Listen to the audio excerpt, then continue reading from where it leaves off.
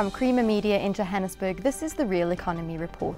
Recently, the South African Air Force held an air capability demonstration at the Roodewal weapons range in Limpopo province. Keith Campbell was there.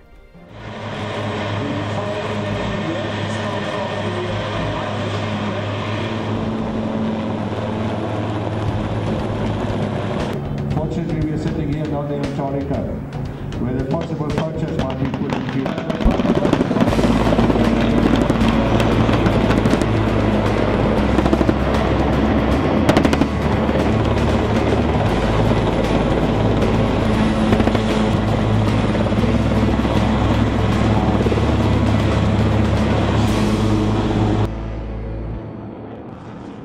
The capabilities of the South African Air Force are in an advanced state of transformation thanks to its new Gripen fighters, Hawk fighter trainers, A109 light utility helicopters, Lynx maritime helicopters, fully operational Roodewal combat support helicopters and modernised C-130 Hercules transport aircraft. South African Air Force Chief Lieutenant General Carlo Gajano sums up the South African air power situation today.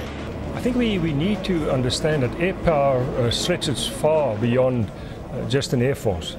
So what you see here is actually a collaboration between the South African Air Force, the South African National Defence Force and local as well as foreign industry. If we take, for example, the C-130, Denel Aviation and ourselves have been working now for, I would say, more than a year and a half to get to a situation where we can really produce a airlift capability, tactical however, that is dependable and that can provide service at any time that is required.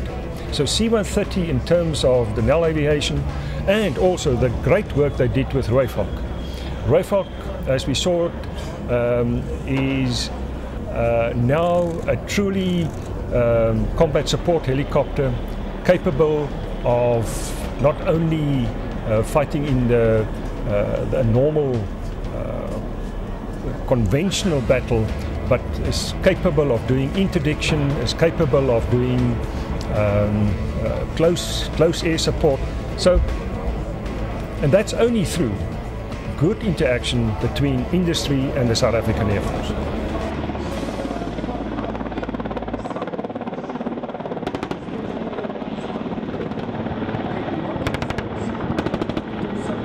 About Gripen, I think Gripen is going to in the future provide us with capabilities that we will be in awe of. I sat with a tablet with me at all times during the display. I knew at every moment where the Gripens were, and every time a Gripen illuminates an airborne flying asset, I could also see it. So the data link on Gripen, it is forward-looking infrared, it's radar, and its air crews and ground crews is really now providing us with an awesome capability. Obviously all from 16 squadron, the rest of the formation 19 squadron.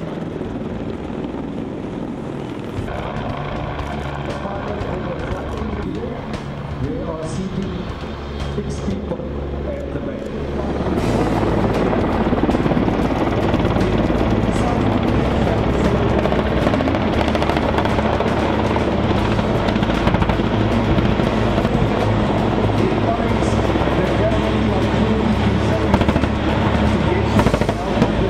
Hawk, on the other hand, is now well established in the training environment, and pretty soon we will have an operational capability there as well in terms of it is air-to-air capability as well as its data link. It is air-to-ground capability as well established, and I see a formidable team between Gripen and Hawk in not only the close air support environment, but also in terms of the strategic battle and interdiction.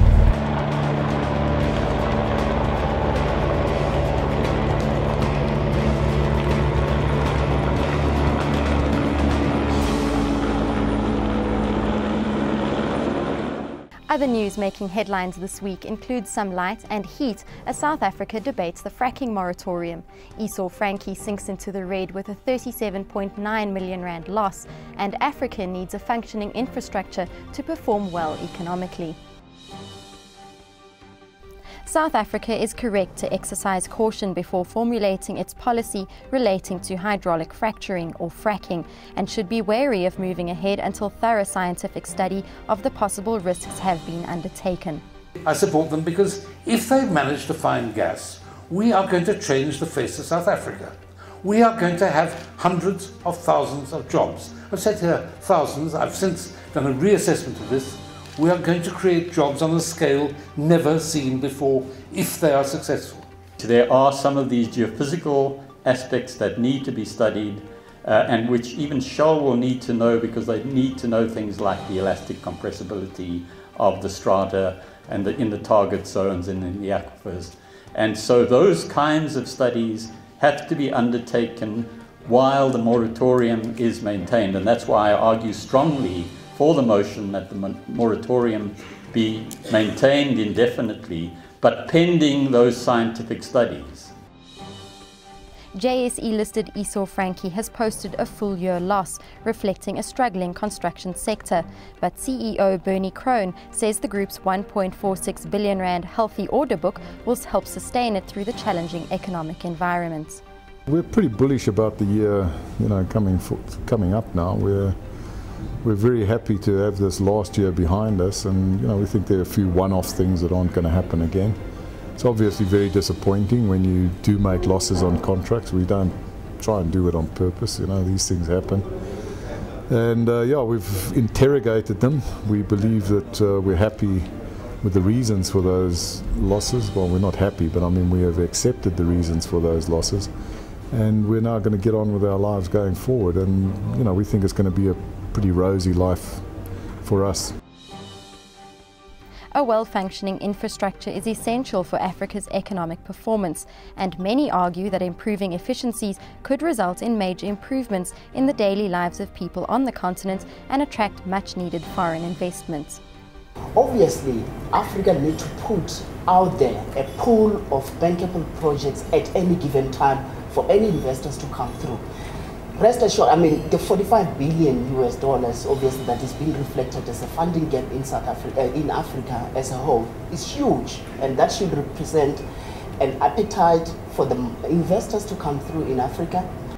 That's Creamer Media's Real Economy Report. Join us again next week for more news and insight into South Africa's real economy.